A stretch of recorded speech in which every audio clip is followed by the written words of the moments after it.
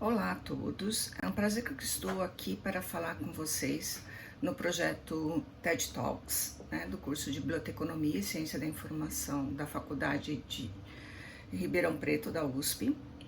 Eu agradeço muito ao convite da doutora professora Márcia Regina da Silva e da bolsista Andresa da Silva. É um prazer estar com vocês aqui, é um prazer ter sido convidada, para mim é uma surpresa ter sido convidada, fico muito feliz. Fui bolsista em dois projetos de iniciação científica na universidade, quando eu fiz, então eu sei da importância de um projeto de pesquisa para a vida acadêmica, então achei que seria legal contribuir com vocês com esse TED Talk. Meu nome é Denise Mancera Salgado, sou bibliotecária já há mais de 20 anos, não posso entregar a idade aqui. Sou formada em Biblioteconomia e Documentação pela Universidade do Estado de Santa Catarina. Tenho pós em Gerência de Sistemas de Informação e mestrado em Ciência da Informação pela USP.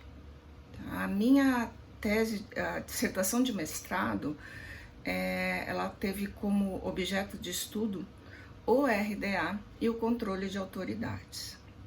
Vou falar um pouquinho para vocês sobre a minha vida profissional, para vocês poderem entender um pouco também essa questão de por que o meu mestrado foi em controle de autoridade. Inicialmente comecei trabalhando como bibliotecária em uma biblioteca escolar do município de Florianópolis, assim que eu terminei a faculdade, quer dizer, nem tinha terminado ainda. Eu estava fazendo no último semestre da graduação, quando surgiu um concurso para bibliotecário em Florianópolis, para as bibliotecas escolares do município. Eu prestei o concurso, passei e tive até que colar grau um pouquinho antes para poder assumir o cargo.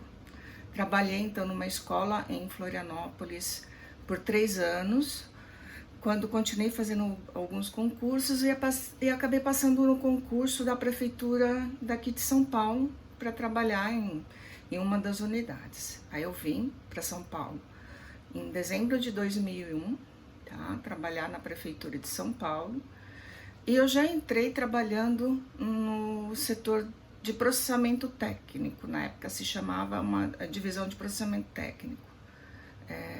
Na época a gente tinha uma separação na prefeitura de São Paulo entre as bibliotecas públicas para público em geral, principalmente público adulto, e as bibliotecas públicas infantis. Sempre trabalhei na área de catalogação, e durante esse período em que eu estava na prefeitura, houve uma junção desses dois departamentos e eu atuei trabalhando justamente na unificação da catalogação desses dois departamentos. Eles possuem classificações, notações de autor, algumas diretrizes um pouco diferentes, então a gente, como teve que unificar essas bibliotecas, a gente teve que trazer toda uma proposta de unificação desses procedimentos. Trabalhei como chefe de seção de catalogação por cerca de 6 anos. Depois trabalhei como diretora de departamento, atuando tanto na aquisição de livros quanto na gerência do processamento técnico, do tratamento da informação, por cerca de também 6 anos. Depois disso, fui convidada a ir trabalhar na biblioteca do Tribunal de Contas do município, e hoje eu estou atuando numa área completamente diferente, que é a área jurídica, uma biblioteca jurídica. Enquanto eu estava trabalhando ainda nas bibliotecas públicas, surgiu o RDA, e o controle de autoridade nas bibliotecas do município de São Paulo é muito antigo. É um controle de autoridade ainda que vem desde a época da Vaticano, em que se já fazia um certo controle de autoridades. Então é um processo bastante antigo. E a gente seguia muito a forma de fazer as autoridades como a Biblioteca Nacional fazia, Estou falando com relação a nome pessoal e entidade coletiva, Então a gente seguia bastante a forma de fazer da Biblioteca Nacional. Então a gente já colocava, além do cabeçalho em si, do nome adotado, né, ou seja, do ponto de acesso, tanto o principal quanto os secundários, nós também colocávamos algumas informações em um campo de notas, né? Então a gente colocava qual era a profissão, nacionalidade e alguns aspectos relacionados à parte biográfica daquele autor. Eu mesmo percebi, comecei a me questionar se a forma como a RDA colocava esses dados que a gente já colocava num campo único, dando informações sobre o autor, se essa nova forma de colocar os dados não poderia ser mais interessante. Então eu queria, aquilo começou a me instigar, porque eu comecei a participar de alguns eventos que falavam de RDA, eu cheguei a ir para a Argentina, num encontro internacional de catalogação, em que tive o prazer de ver a Bárbara Tillet falando. Então aquilo me instigou bastante em querer saber se realmente o RDA poderia trazer benefícios na catalogação de autoridades. E aí foi assim que eu resolvi fazer o mestrado, então estudar sobre o assunto, e fiz o mestrado em controle de autoridades e RDA. Com isso, quando a Andresa entrou em contato comigo, eu perguntei o que ela achava interessante que eu falasse e tal, né? E a gente chegou num acordo de falar justamente da temática da minha dissertação, que são os registros de autoridades em RDA. Antes de começar a falar com vocês sobre os registros de autoridade em RDA, é interessante a gente dar um panorama geral do que é o controle de autoridades, tá? Então, estamos falando do controle de autoridades, pessoas, entidades coletivas.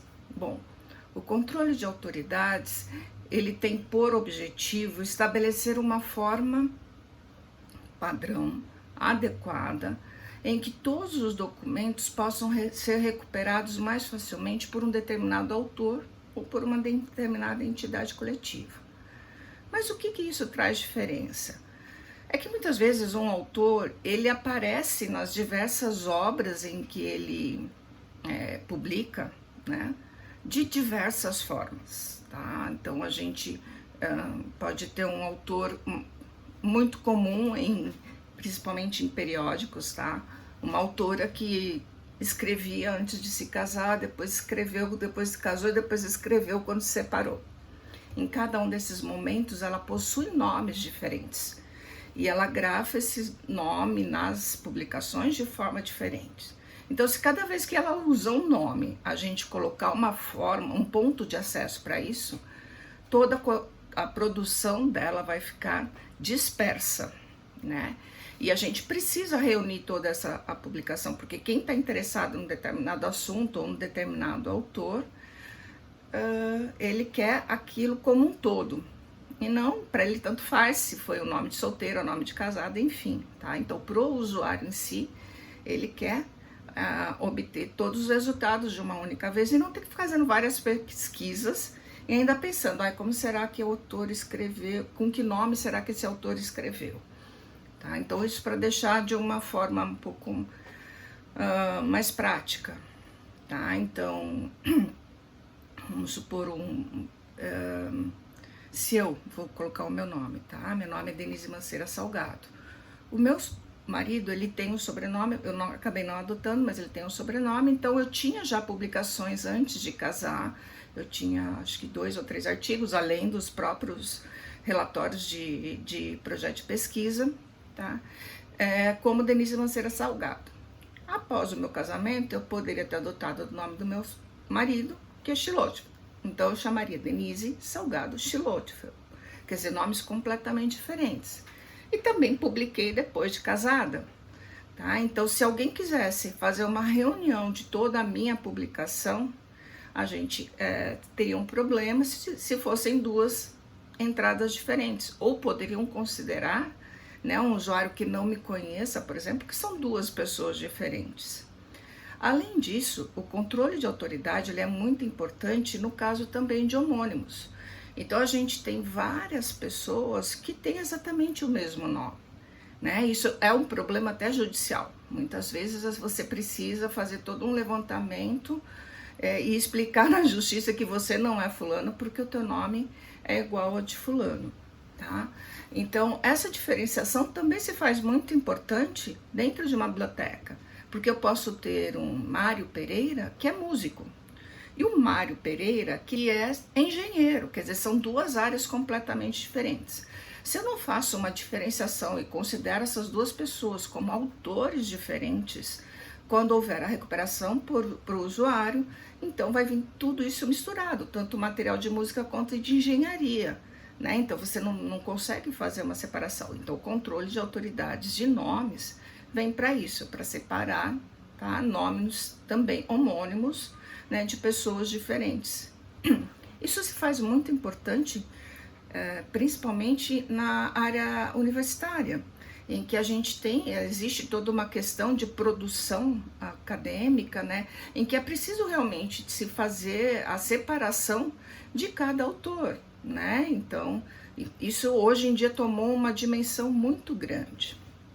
Depois desse preâmbulo da importância do controle de autoridade, então eu vou falar para vocês um pouco da diferença do RDA do registro de autoridade, ou seja, o controle é o fato de você ter essa gestão, tá?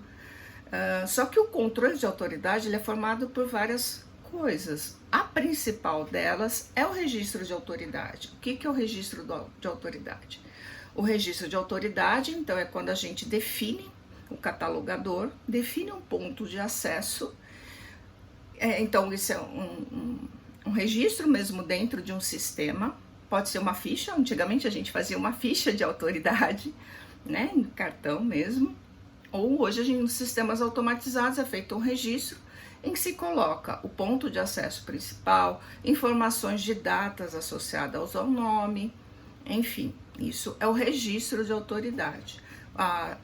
As informações de remissivas, ou seja, de entradas ou de pontos de acesso secundários, tá? Então, isso é o registro de autoridade. No ACR, o registro de autoridade, basicamente, conforme a norma previa, ele era composto apenas do ponto de acesso principal, né, ou seja, da entrada principal, como eles mesmos chamavam, e das entradas secundárias ou os pontos de acesso secundários. Esse era o registro de autoridade segundo a CR, então você não precisava colocar informações biográficas. Então, muitas vezes você tinha um autor, como eu citei, Mário Pereira, a gente fazia as diferenciações por data. Se você não tivesse data, a gente precisava colocar no próprio nome um diferenciador, o que ainda continua sendo feito, ou seja, no ponto de acesso, um diferenciador. Esse é músico, engenheiro, né? Mas não tinha outras informações para que a gente, para o catalogador, porque essas informações do registro de autoridade são principalmente importantes para o catalogador. E a gente não tinha previsto isso no ACR, né? Colocar outras informações como profissão, como gênero, como afiliação, como dados biográficos, local de morte, idioma, enfim, vários outros dados. O ACR, como ele é baseado nos modelos conceituais que agora foram unificados em LRM, então ele já faz toda uma previsão de atributos desses nomes, né? Dessas entradas. Então a gente passa a ter o que? Atributos relacionados ao nome, a datas associadas, a local, a filiação, a idioma. E todos esses dados são muito importantes para o catalogador na hora dele fazer a decisão de qual nome ele realmente vai utilizar como ponto de acesso principal, tá? Então, o RDA ele veio ajudar, né, também o usuário, porque o usuário também pode ter com o RDA informações mais completas sobre aquele autor, né, informações que vão fazer ele também diferenciar. Realmente esse é o Mário Pereira que eu quero, que é engenheiro, que é de Portugal, e não o músico Mário Pereira, que é brasileiro, né? Então ajuda também ao usuário ter uma escolha mais acertada em em qual ponto que ele vai utilizar para fazer a pesquisa dele, né? Em qual nome ele vai utilizar para fazer a pesquisa. E principalmente os catalogadores, em que ajuda a tomar essa decisão de como fazer esse ponto de acesso, se esse ponto de acesso realmente está relacionado ao autor que você está com a obra em mãos. Então a gente tem uma obra lá que não é nem engenharia e nem é música, é uma obra sobre matemática financeira, né? Então, será que é o mesmo Mário Pereira? Será que o engenheiro escreveu? Então, a gente precisa de mais informações para fazer essa diferenciação. E o RA justamente trouxe isso, né? Ele trouxe uma granularidade. Anteriormente ao RDA, a gente tinha também algumas diretrizes, tá? Que eram chamadas de diretrizes para registro de autoridades e referências, que chamavam GAR, tá? Em que trazia alguns campos, né? E por isso principalmente o pessoal do Cálculo, que é um projeto de intercâmbio de dados dos Estados Unidos, utilizavam a GAR para colocar esses dados complementares que não estavam previstos no ACR. E aí, com o RDA, a gente passou a ter outros campos, além dos campos previstos pelo GAR, tá? E o GAR também, ele trazia algumas coisas assim, que várias informações às vezes ficavam todas no mesmo campo. O que o RDA ele traz e que é bastante rico é a granularidade.